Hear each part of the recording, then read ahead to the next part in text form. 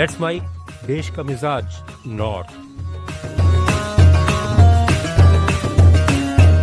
संसद के आज से शुरू हुए बजट सत्र में अपने अभिभाषण में राष्ट्रपति द्रौपदी मुर्मू ने कहा कि मेरी सरकार दलितों, पिछड़ों, आदिवासी समुदाय और सभी के लिए पूरी संवेदनशीलता के साथ काम कर रही है।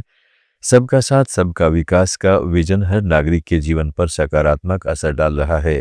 2014 की शुरुआत में सामाजिक सुरक्षा योजनाएं सिर्फ 25 करोड़ नागरिकों तक पहुंची थी। सरकार के प्रयासों से अब लगभग 95 करोड़ भारतीयों को सामाजिक सुरक्षा योजना का लाभ मिल रहा है। इस दौरान राष्ट्रपति द्वारा वीबी जीरामजी कानून का जिक्र करते हुए विपक्षी दलों के सदस्य यह कानून को वापस लेने की मांग करते हुए नारे लगाने लगे।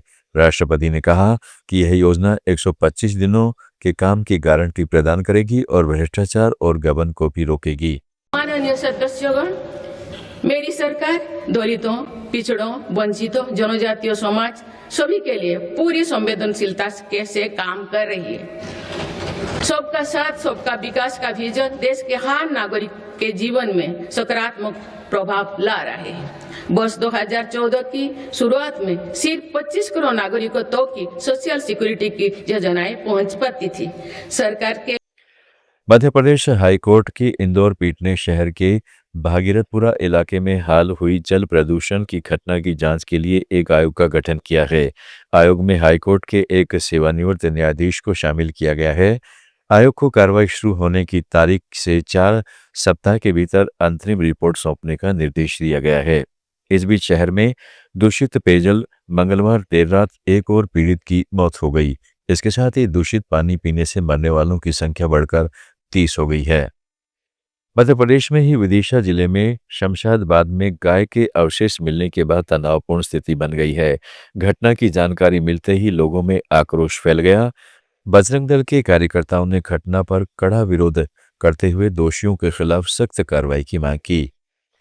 ग्राम करमेडी के जंगल में गाय का शव मिलते ही सूचना मिलने पर बजरंग दल के कार्यकर्ता सड़कों पर उतर आए। उन्होंने छोटा चौराहा पर एकत्र होकर नारेबाजी की और चक्का जाम कर दिया। नाराज कार्यकर्ताओं ने बाजार भी बंद करा दिए और पुलिस थाने का घेराव किया। उत्तर प्रदेश में शंकराचार्य अविमुक्तेश्वरानंद सरस्वती के विरोध और मुख्यमंत्री योगी आदित्यनाथ के समर्थन में जीएसटी उपायुक्त प्रशांत कुमार सिंह ने इस्तीफा दे दिया। उन्होंने कहा, पिछले कुछ दिनों से प्रयागराज की पवित्र भूमि से जाति और धर्म के आधार पर देश को बांटने का प्रयास किया जा रहा था। मैंने राज्य सरकार, मुख्यमंत्री योगी आदित्यनाथ, प्रधानमंत्री मोदी, केंद्रीय गृह मंत्री अमित शाह और भारत के संविधान के समर्थन में इस्तीफा दिया है, क्योंकि प्रयागराज की पवित्र भूमि से शंकराचार्य ने संवैधानिक प्रक्रिया द्वारा इस पद का आसीन हमारे राज्य के निर्वाचित प्रमुख के खिलाफ गैर जिम्मेदाराना और निराधार टिप्पणी की है। देखिए, विगत कुछ दिनों से प्रयाग की पावन धरती से इस राष्ट्र को बांटने की जाति में और धर्म में एक ऐसी कुत्सित प्रयास किया जा रहा था, जिससे मर्माहत होकर मैंने सरकार के समर्थन में, माननीय मुख्यमंत्री जी के समर्थन में, माननीय प्रधानमंत्री जी के समर्थन में, माननीय गृह मंत्री जी के समर्थन में, भारत के संविधान के समर्थन में मैंने इस्तीफा दिया है।